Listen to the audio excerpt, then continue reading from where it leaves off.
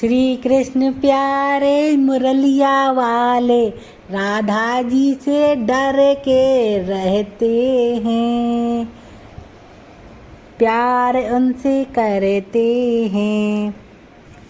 खटखटा बाबा की कथा। ये कथा अति प्राचीन ग्रंथों से प्राप्त हुई है और पुरानी है। एक दिन एक दासी अपनी रानी की सेज सजा रही थी।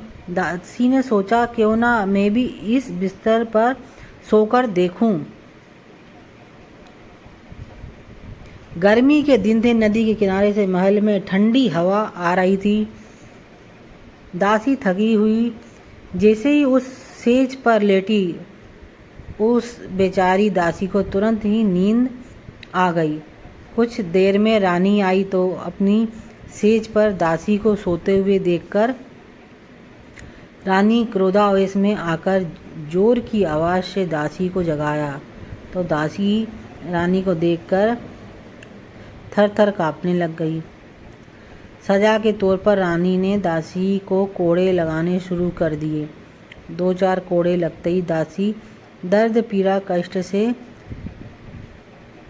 जोर से कहराती रही और रानी बिना रुके दासी को कोड़े मारती रही।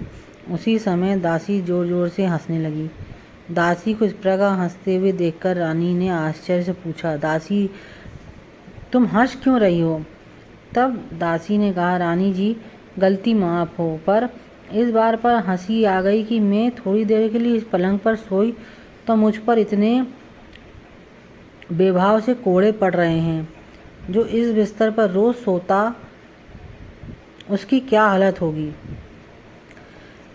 कहते हैं ये कहानी एक अंग्रेजी अफसर शफरू साहब को एक नाई ने सुनाई थी, जिसका नाम मनोहर नाई था, जो शफरू साहब का सेवक था। ये कहानी सुनते ही शफरू साहब सब ऐशो आराम छोड़कर फ़कीर बन गए, जो खटखटा बाबा के नाम से प्रसिद्ध हुए। ये खटखटा बाबा का परिचय कई स्थानों पे मिलता है, नाम मिलता है। बोलो श्री वृंदावन बिहारी लाल की जय।